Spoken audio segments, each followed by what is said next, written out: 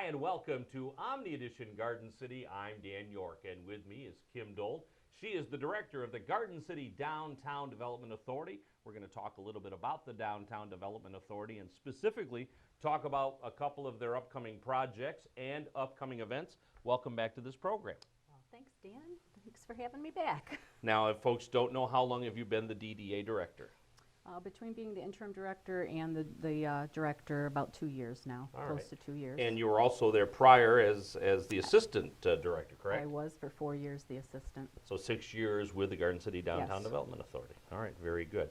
So for folks that don't know, because we try to do a little refresher course every time we have this conversation, the Garden City Downtown Development Authority was founded when? In the early 80s here in Garden City.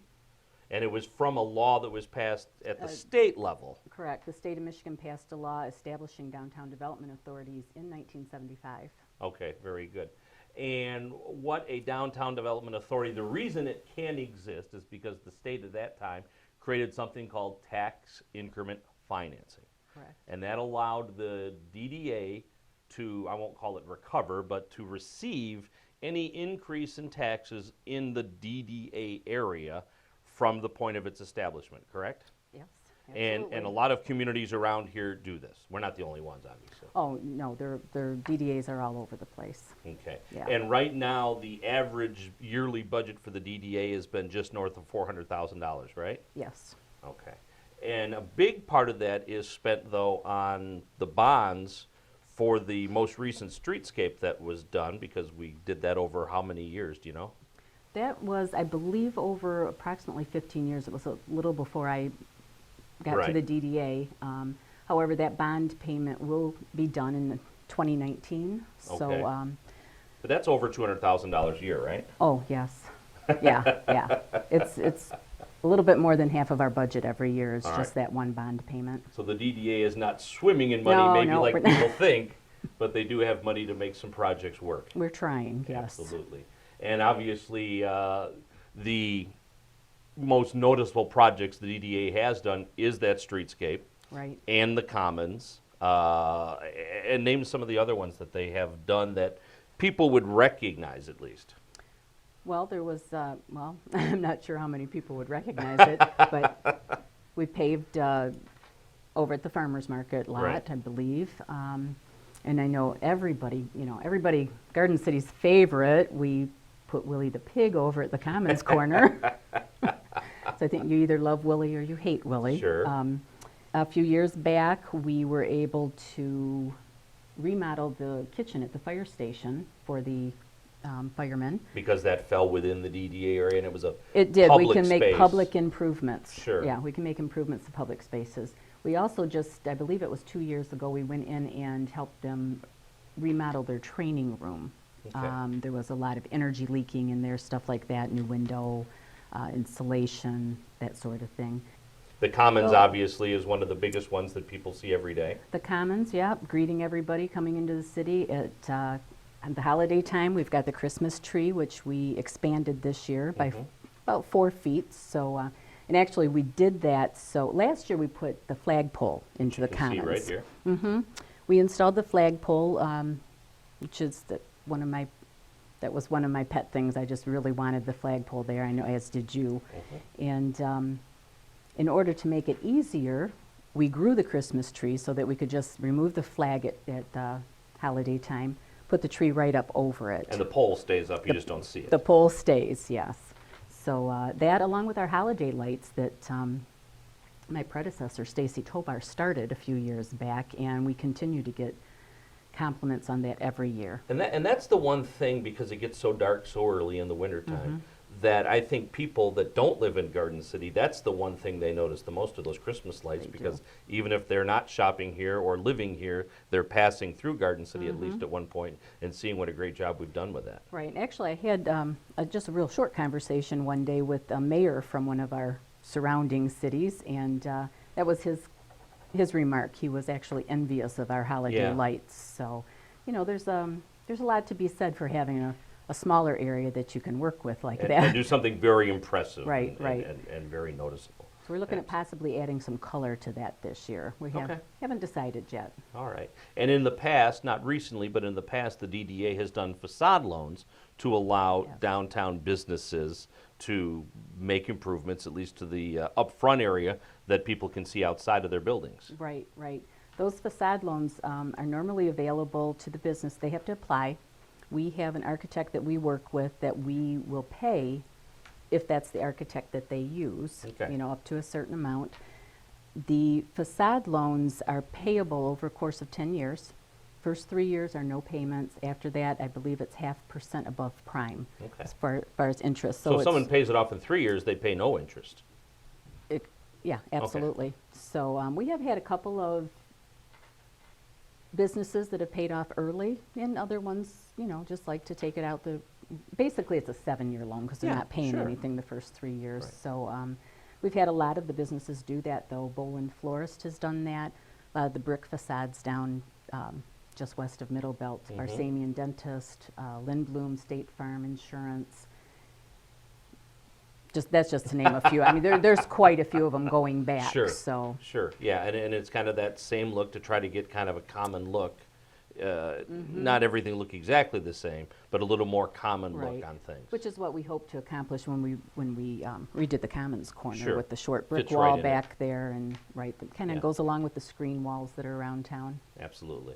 All right, let's talk about some of the future projects. One of the ones that I was really interested in having happen was to expand what I call the ornamental lighting, which is maybe not the right term. But we have the area, now I always have trouble pulling this out of my hat. So let's go right now, Brant to Hartel. Brant to Hartel, Okay. correct, yes. And then north and south on Middlebelt, I'm not even sure at all Well- what that is. It's like the driveway to Kroger and John Hawk the other way or Donnelly the other Exactly, way? you know, it's Bach, I believe, and then down just to Kroger's, really. Okay. And that is the area now where people see that we have, where we had brick pavers, we replaced it with a reddish colored cement. We have the green ornamental lighting, which is both the pedestrian height and then the taller car height. Right, And that was done probably within the last 10 years, about 7 or 8 years ago, I think, I'm not sure. And now we want to expand that sort of lighting into the, what we call the gateway areas of the Downtown Development Authority. And that takes us all the way to Henry Ruff on the west and Harrison on the Harrison. east. Hey, I got it. So obviously, there's a lot of advantages to that other than they will be far more attractive. But beyond them being far more attractive, there are a lot of advantages. oh, absolutely. The big thing is they'll be converted to LED. Okay. So we're going to see a big energy saving in the city. Like you said, they're going to be decorative. Right now, from my understanding, when you hit one pole, we kind of lose the whole series. And anybody that drives down Ford Road the last couple of years has seen this. Right. Quite often, we lost a patch down closer to Inkster Road, I know, a couple of years ago. But when one light goes out, we lose that whole series of lighting. Well, on the day we're shooting this, Merriman to Henry Ruff is out They're right out. now, as of now. But yeah, so when this project is complete, that won't happen. If one light goes out, that's the only light that's going to be Right. affected. Right, because there'll be 2 projects that are actually going to happen here. One of these projects is involving the DDA. The other one is involving the city. The DDA's area, which we refer to as the gateway, gateways. those areas will be done with underground wiring now, correct? Correct. So that'll be underground wiring, LED lighting, and ornamental poles that are not quite as ornate as the ones we have. There'll be a slight modification on that. Well, they're gonna. I don't think people are really gonna notice the difference. They're gonna be the same teal green color, and they will have an ornamental head coming off. They'll have a clamshell on the bottom. Right. They won't be identical. We're working with Halogen Lighting, and the original lights were actually from another company that we weren't able to duplicate. So we're coming pretty close, and I think just driving down Ford Road. Well, and a perfect example of these lights are down in Dearborn on Ford Road, where they did the same thing. And they take what they call a Code 6 light pole. So on Middlebelt Road, I think all of Middlebelt Road in Garden City, except where the ornamental lights are, they have these Code 6 light poles, which kind of bend over The a arm little at the bend. top. Right. So instead of there being a normal 1990s style light on that, it will be an ornamental light. There will be a clamshell, as you said, around the bottom, and then the whole thing will be painted teal. Right. So the advantage to this, right now, if someone takes out one of the poles in the central business district, you have to buy another pole. I think we have a couple, but you have to some replace the in- pole. Yeah, Now, with these new poles, if someone takes them out, Edison has these Code 6 poles in stock. That's their standard procedure. We'll just have to have the clamshells and the lights themselves available to make a light replacement. well, yeah, we'll keep some inventory for DTE. Sure. The difference, the poles that are in the central business district actually belong to the DDA. city, the To DDA. city, correct. These poles that are being redone will remain the property of Detroit Edison. Right. And the advantage to that is, That we don't have to maintain them. And that's something else. Anybody driving through town is going to notice that at any given time, we've got a light out in one of our street lights in and the we'll CBD. talk about that in a second because that's Yeah. something else you're going to try to fix. Yes.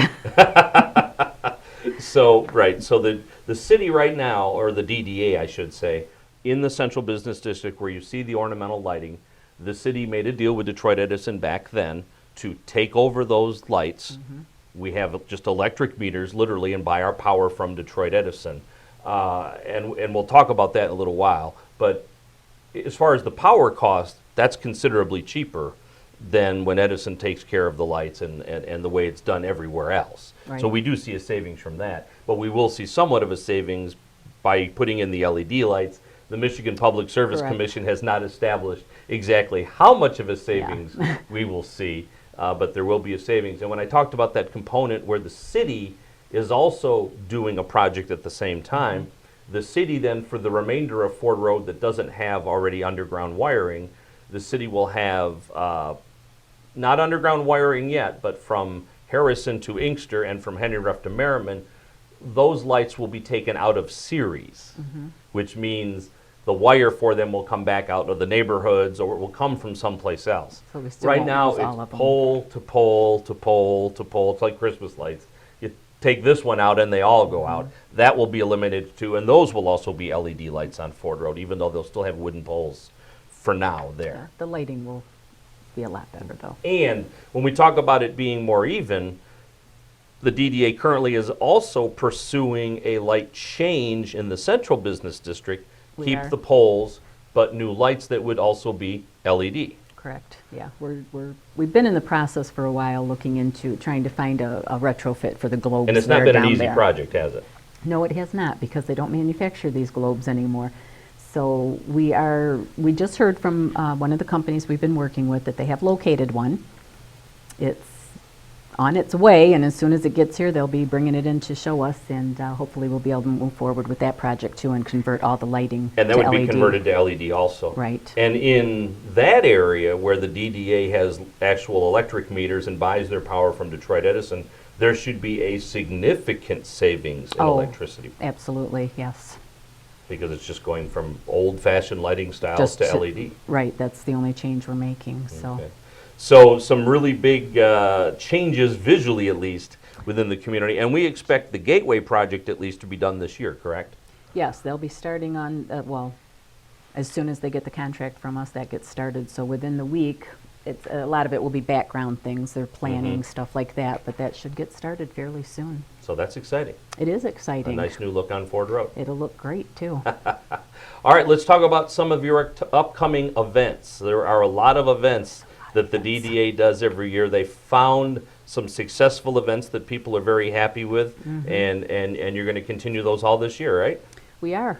The Lucky Squirrel, that's been going on for a couple of years. It's, if anyone's not aware, it's a flea market, garage sale, craft vendor type show. It's really a hodgepodge of people. That is going to happen twice this year, May 21st for the early ones that, want to get out there and have their garage sale or whatever, and then September 17th for everyone that managed not to do it during the summer. We're going to give them a chance to catch up. That's good. It's like $10 a space, super cheap. Really well A lot of attended. people, very well attended. We have some food vendors there. This event has grown. I believe this is our 4th year that we're having it, and we're up to using, we'll use all 3 parking lots over in the old farmers market area. Okay. And of course, that is just south of Kroger for folks that don't recognize Yeah. that, Garden City Town Center. Right.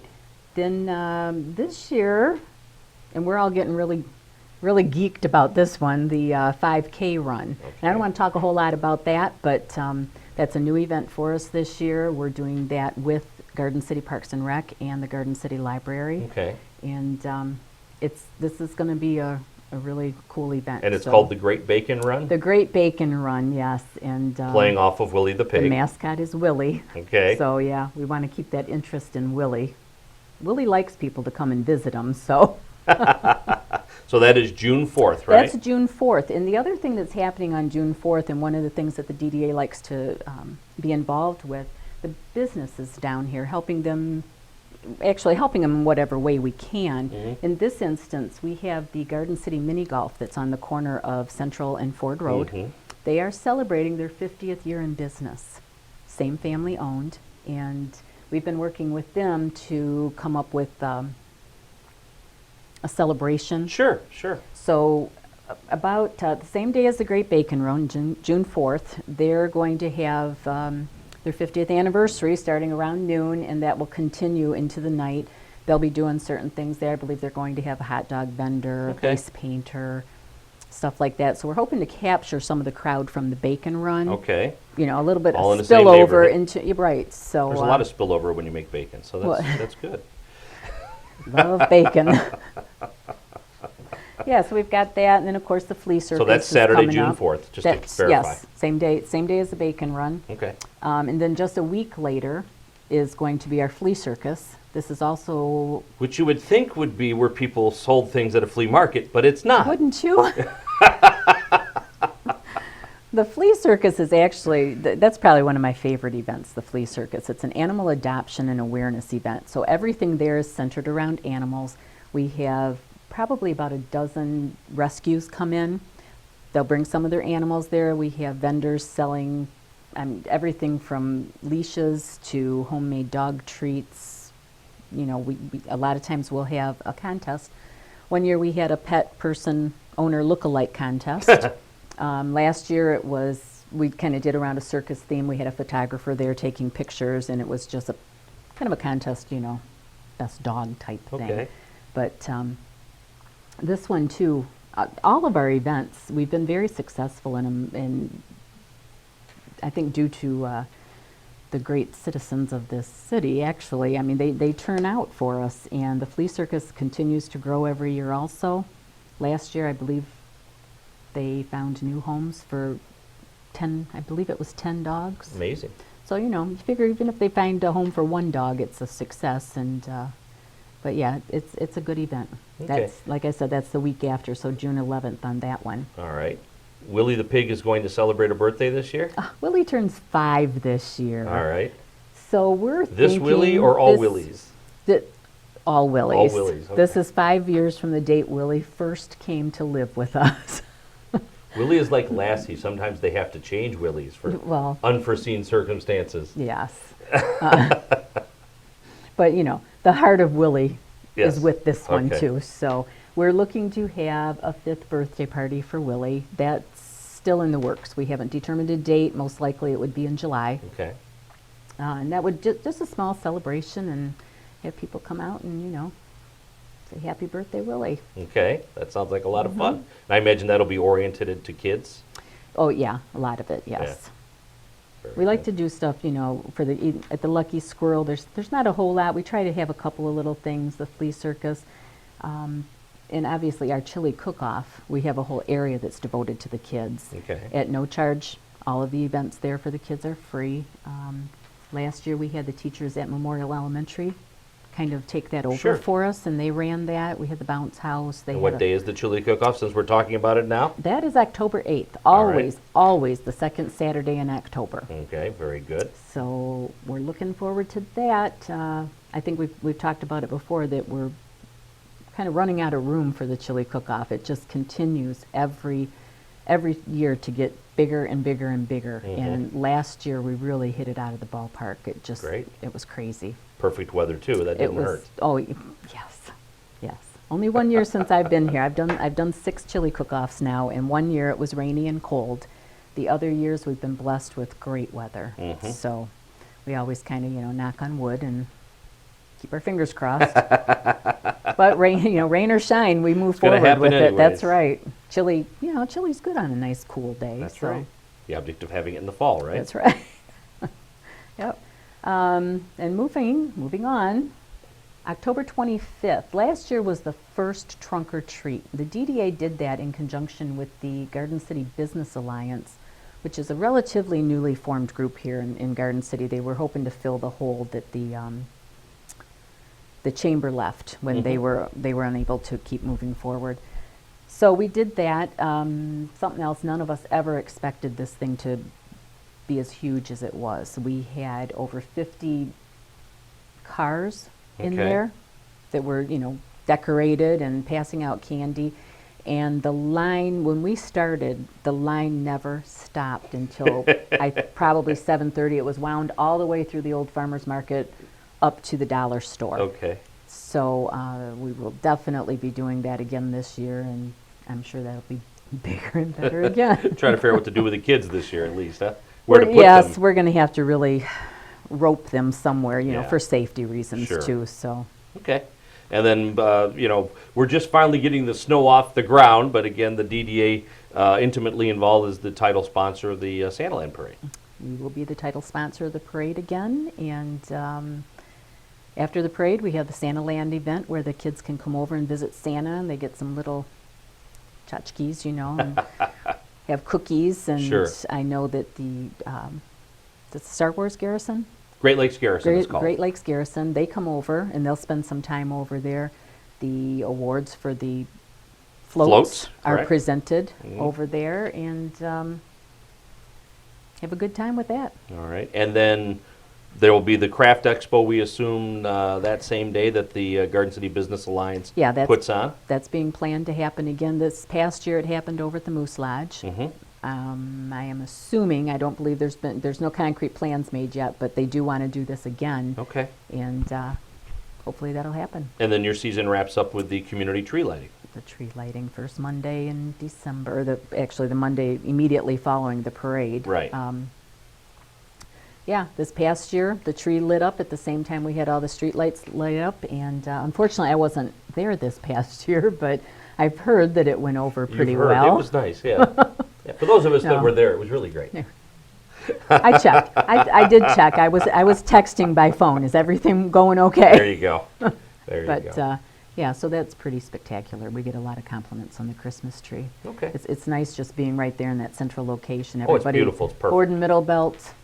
Perfect. Just, hundreds of thousands of cars see it through the season. So there's more details on all of this at your website, correct? Your newly designed website, as a matter of fact. Yes, we do have a newly designed website, too. So if anybody chooses to visit it and has any suggestions, please get a hold of us and it's let us know. downtowngardencity.com. We also have a Facebook page, which is Downtown Garden City on Facebook, and we run a lot of event pages off of Facebook also that are associated And you also have event pages off of your events for your website, too. Yes.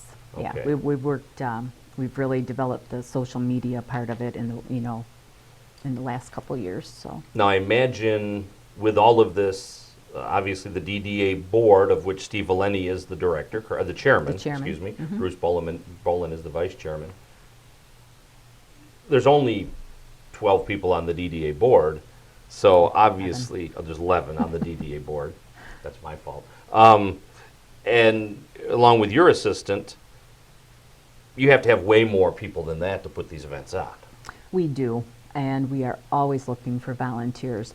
Last year we did something a little bit different. When we were looking for volunteers for the chili cook-off, we kind of took a page from Westland when they do their blues and barbecue, I believe it's called. Blues, something. It's those three things in some order. What they do is they pay their volunteers per hour worked a certain amount of money. I don't want to say they pay the volunteers. What they do is they make a donation to a charity in that volunteer's name. Yeah, that's great. So, like I said, we kind of stole that idea from them, and we were able to garner a lot more interest with the volunteers. So we had quite a few when we came time to do our chili cook-off, and I believe we donated right around $3,000 Oh, that's to great. those volunteer charities, and that was working at about $10 an hour is what we ended up being able to Okay. donate. So, yeah, and just from building that now that they've come in and they've seen, hey, this is fun, you know, this is cool, they're coming back. Good. So, And that helps with word of mouth to get the events promoted too. oh, absolutely. Sure. Absolutely. Like this bacon run is already just all over the place. I'm hearing from people in, you know, cities miles and Well, miles people and that miles run like from to have a here. run every weekend, so. Yeah. And that's why we wanted to make this one a timed event so that we would attract people from outside of the community instead of, as opposed to a fun run, where usually that's just community-wide. Okay. This way people are coming in, runners from outside the community. They're going to come in, they're going to hopefully stick around, Sure. maybe go have lunch at, you know, Garden City Cafe or over at Albert's, or head over to the mini golf for their celebration. There you go. But I did want to mention, though, after this run, we are going to have pulled pork lunch available for people After the bacon run. after the bacon run, and all monies that are brought in from that are going to be donated to the Garden City Fire Station Okay. for station improvements. Okay, very good. So a lot of events coming up. If people want to volunteer for any of these events, they can obviously go to your website, downtowngardencity.com. But where do they call? What's the phone Mm-hmm. They number can over call at the DDA? 734-261-2830, Okay. or they can email. It's long, but it's real easy to remember. Kim@downtowngardencity.com or Okay. Teresa@downtowngardencity.com. Okay. So great events coming up, and even more events than we talked about here today, but all of that is listed on your website. Everything's on the website. All right. Well, I am excited to see the lighting project Oh, this year. And by the way, to mention, you do have committees that are set up within the DDA beyond the board, and there are people that Correct. sit on those committees that are not on the board. Correct? correct. We have a promotions committee. We have a design committee, which comes in handy when with the Commons Corner. We have a marketing and a maintenance committee also. Okay. Very good. All right. Well, I wish you the best of luck with all of this. I'm sure I'll Oh. see a lot of you this summer. I'm sure you will. Thanks. All right. That's Omni Edition Garden City for this week. Thank you very much for watching. My thanks to Kim Dold for appearing on the program again. DowntownGardenCity.com, DowntownGardenCity.com to learn about everything that we spoke about here today. All right. Thanks for watching. Good night, everybody.